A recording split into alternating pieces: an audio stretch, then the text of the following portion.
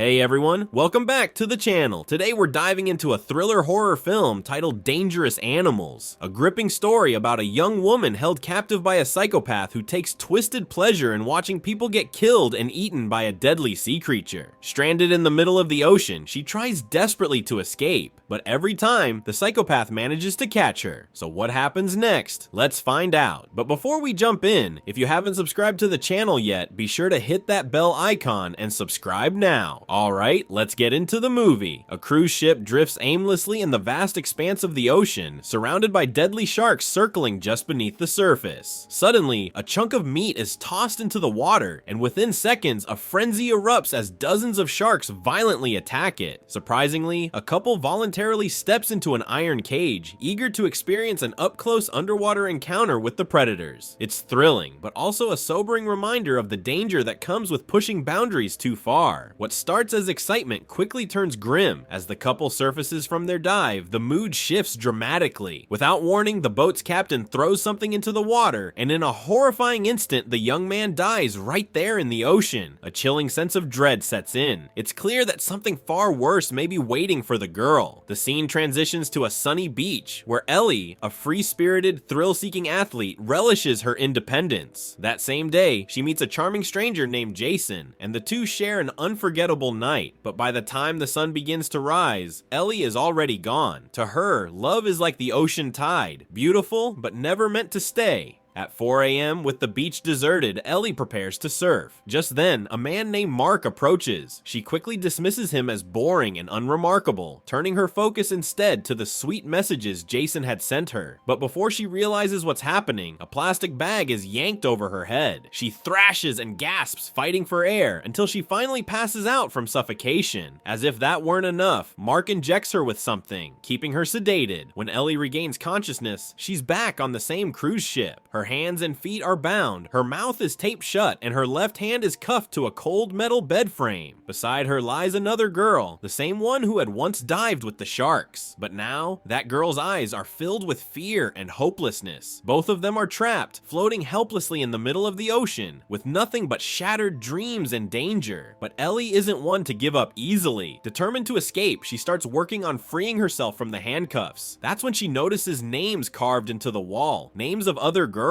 The horrifying realization hits her. She's not the first victim. Trying to remain calm, Ellie's eyes fall on the swimsuit worn by Anna, the girl beside her. A flicker of hope lights up in her. She discreetly signals Anna to toss it over. Hidden inside the swimsuit is a steel wire. Wasting no time, Ellie begins picking the lock on her cuff. Just as she starts to make progress, the door suddenly swings open. Thinking quickly, the girls cover everything with a bedsheet, hiding all evidence of their escape attempt. Mark enters the room again, this time with food in hand. For a moment, the girls are confused. Why the sudden generosity? But Ellie doesn't hesitate. She seizes the opportunity and offers him a paper cup filled with a drink. Without thinking, Mark drinks it, completely unaware of what the girls are planning. As soon as Mark left the room, Ellie immediately got back to work on the handcuffs using the hidden steel wire. But within minutes, her head began to spin, and Anna suddenly collapsed, completely unconscious. That's when Ellie realized the awful truth. The drink had been drugged. Moments later, Mark returned, now wearing a twisted grin. His eyes scanned the room, and then locked onto the steel wire. That sinister grin widened. He knew everything. The next time Ellie regained consciousness, she was tied to a chair on the cruise ship's main deck. Harsh floodlights blazed down from above, nearly blinding her. In front of her, Mark was setting up a camera, like he was preparing for some kind of live broadcast. The ocean below rippled unnaturally as something massive stirred beneath the surface. Mark walked over to Anna, now also tied up on the deck, and with a knife, snipped off a lock of her hair. That act confirmed Ellie's worst fear. Anna was the centerpiece of whatever horrifying show Mark had planned.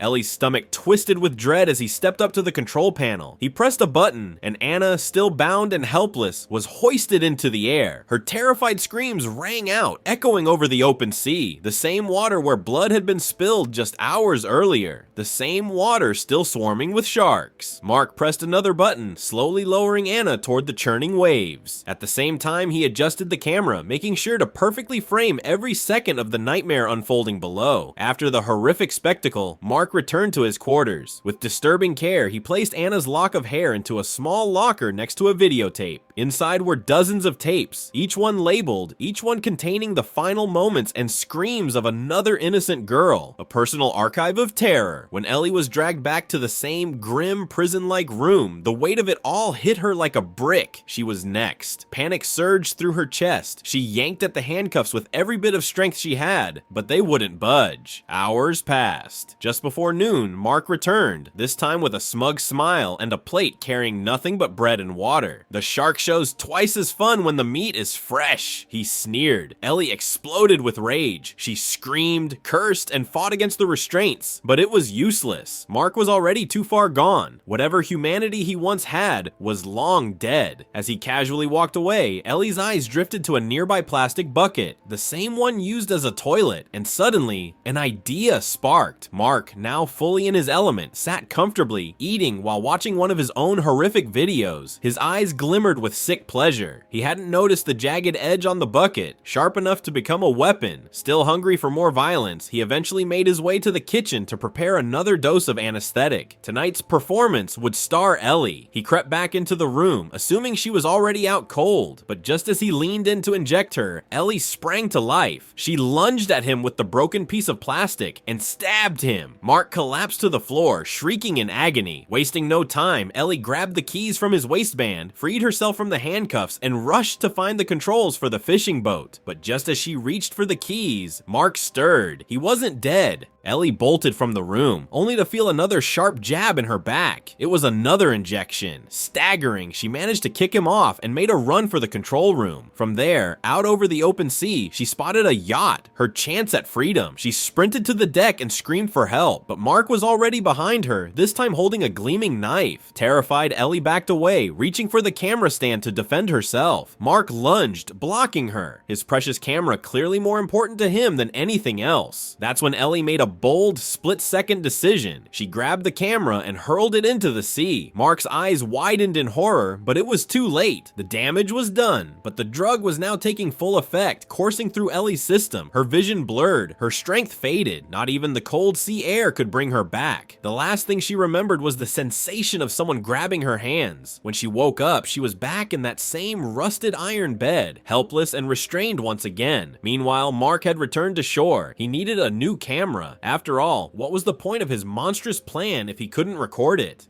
Elsewhere, miles from the nightmare still unfolding at sea, Jason, Ellie's brief but deeply connected lover, was growing increasingly anxious. A gnawing sense of dread had settled in since the night before. He hadn't heard from her at all, which was unlike Ellie. She always texted, always called, especially after a day at the ocean. Something felt wrong. Acting on instinct and growing worry, Jason arrived at the shoreline early that morning, hoping to find her soaking up the sun or heading out into the waves with her surfboard. Instead, what he discovered only deepened his fears. Ellie's camper van was parked near the shore, eerily silent. The windows were fogged slightly from the cool morning mist. Her phone was unreachable, either completely dead or turned off. Both were strange. At first, Jason tried to stay calm. Maybe she had gone surfing early. Maybe she was just out of signal range. But when he searched the beach from one end to the other, all he found was her surfboard, lying untouched in the sand as if dropped mid-step. Panic quickly replaced hope. Something was wrong. Wasting no time, Jason filed a police report. Authorities launched a preliminary search and began sweeping the coastal area. Helicopters were dispatched, drones scanned the waters, lifeguards and patrol teams joined in, but there was no sign of Ellie. She had vanished without a trace. As hours passed and desperation grew, Jason took matters into his own hands. He managed to access the beach's CCTV footage, combing through every frame in search of a lead. That's when something caught his eye. A suspicious-looking pickup truck. It wasn't just any vehicle. It had bold lettering on the side advertising a shark tour service. Jason instantly recognized it as the same truck he had seen parked near Ellie's camper during their last trip together. His heart pounded. He paused the footage, took a screenshot, and immediately dialed the number printed on the side of the truck. No answer. Not the first time, not the second, not at all. The silence on the other end only intensified his fear. What had started as a vague unease had now hardened into a chilling certainty. Something terrible had happened to Ellie, and he was running out of time. time. He rushed to the address listed on the advertisement, which led him to an old port. There, docked in the shadows, was Mark's infamous shark tour boat. Without hesitation, Jason boarded and began searching. As he crossed the deck, a faint cry for help echoed from below. A surge of hope raced through him. He broke open a locked door and rushed down to the lower deck, where he found Ellie, unconscious and handcuffed. Her eyes lit up, wide with shock and relief. She never expected that someone she had only just met would come back for her.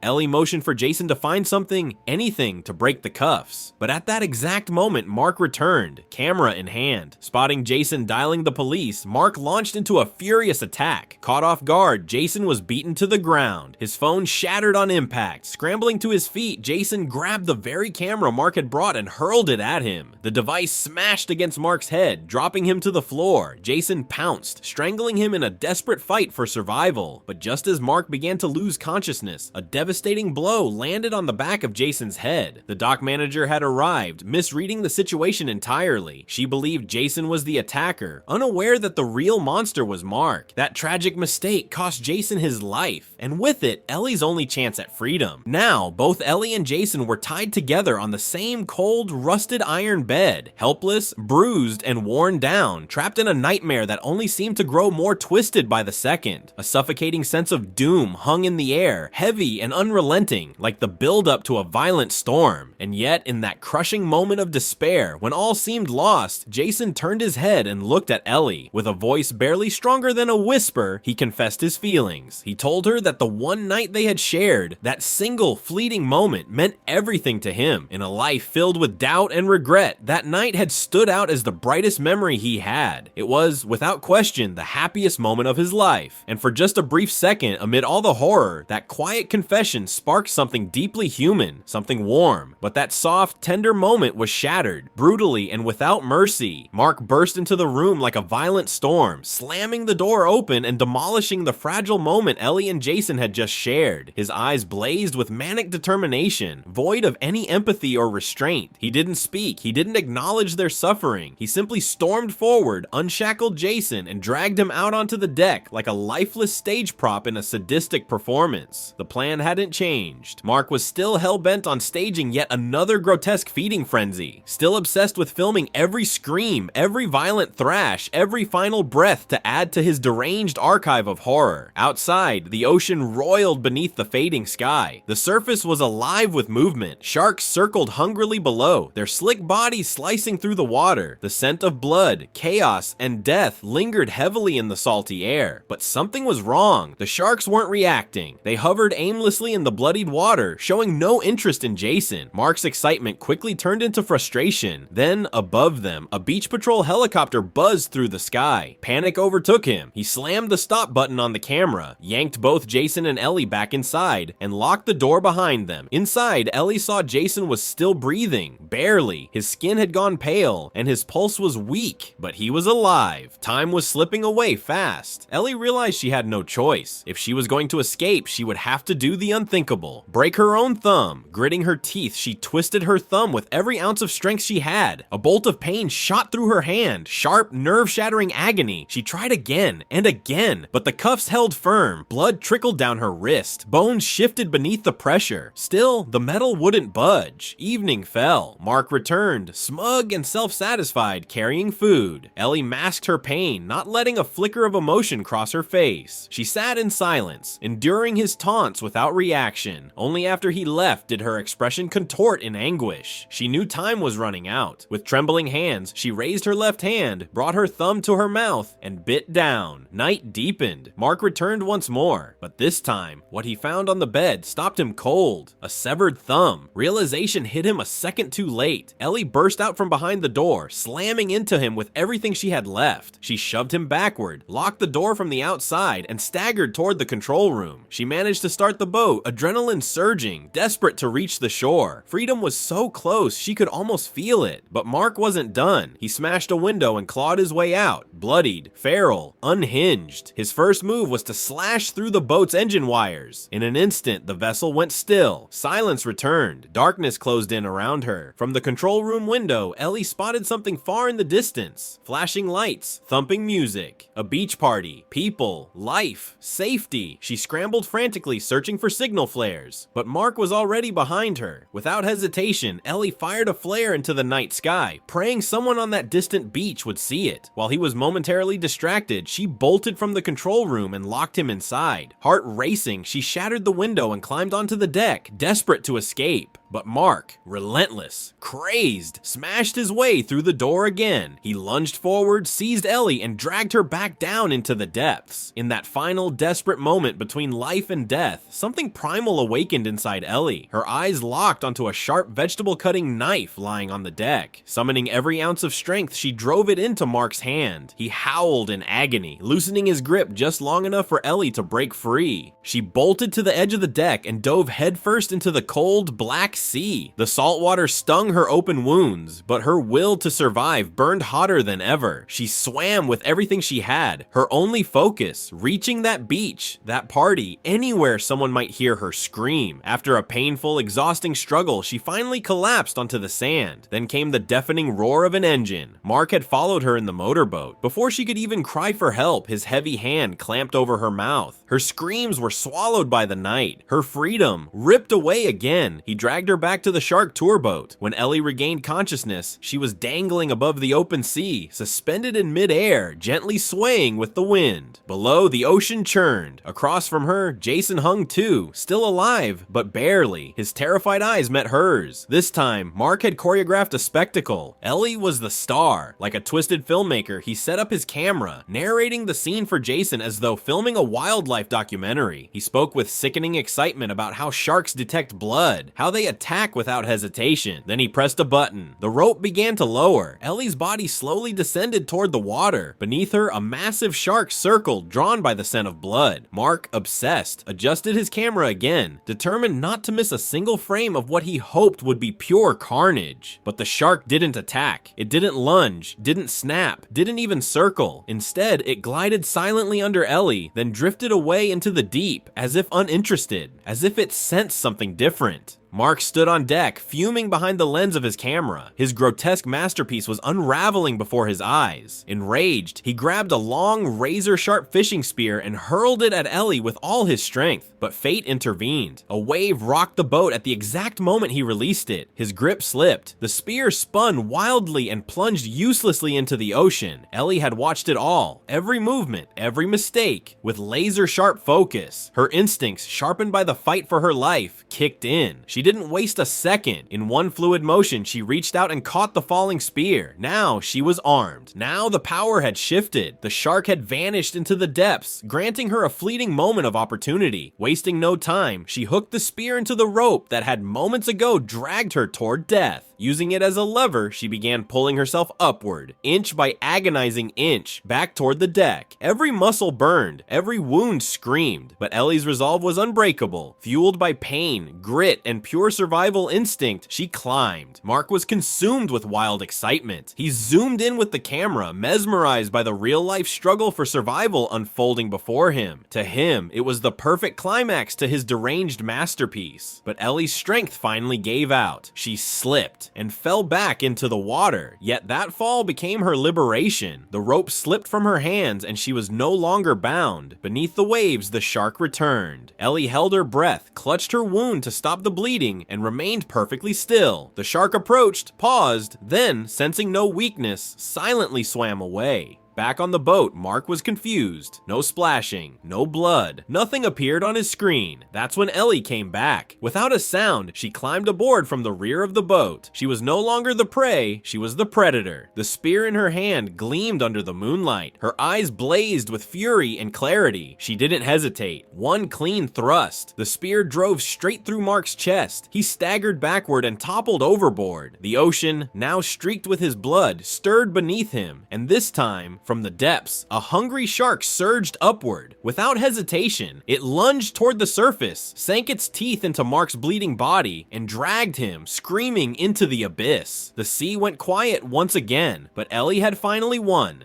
Mark's final, blood-curdling scream was recorded forever, ironically, on his own camera. His obsession with filming death ended with the ultimate finale, his own. It should have been over, but just as Ellie and Jason finally began to breathe again, after everything they had endured, after all the horror, pain, blood, and fear, just as it truly felt like they had survived the nightmare, a sudden, unexpected jolt violently shook them both. The spear Ellie had driven through Mark's chest in her final act of vengeance had been attached to a rope, still tightly wound around her wrist. In the chaos, no one had noticed, and before Ellie could even grasp what was happening, before she had a second to react, the rope was yanked with brutal force, ripping her across the deck toward the edge of the boat. In the blink of an eye, Ellie was dragged from safety and pulled back into the cold, black, merciless ocean once more. Jason, watching the horror unfold in front of him, reached out instinctively, arms outstretched, heart pounding, desperate to save her. But it was no use. No matter how desperately he wanted to help, he couldn't reach her. He was powerless, frozen in fear and helplessness, forced to watch as Ellie vanished beneath the surface again. And yet, despite everything, the exhaustion, the wounds, the trauma, the sheer impossibility of the situation, Ellie's will to survive burned brighter than ever. Beneath the crashing waves, trapped in the choking grip of the sea, she fought back with unrelenting determination. She struggled against the rope's grip, pushing through pain, fear, and beyond every physical limit. And somehow, after what felt like an eternity of struggling, resisting, enduring, she broke free. With strength she didn't know she had left, Ellie swam through the darkness, clawed her way upward, and finally, using every last ounce of her energy, pulled herself back onto the deck of the boat, alive. This time, she didn't hesitate. She lit another signal flare, bright, fierce, and blazing against the night sky.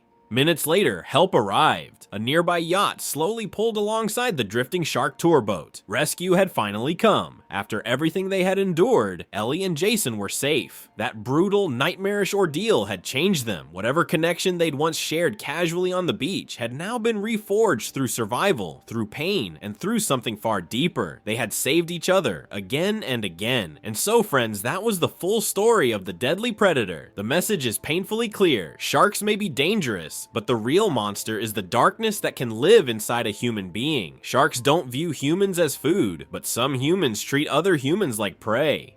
That's why it was no surprise that Ellie wasn't eaten by the shark. She didn't belong to that world. She survived the true predator, the one disguised as a man. Thanks for watching. If you have any thoughts or theories, feel free to drop them in the comments below. We'll see you next time with another terrifying tale.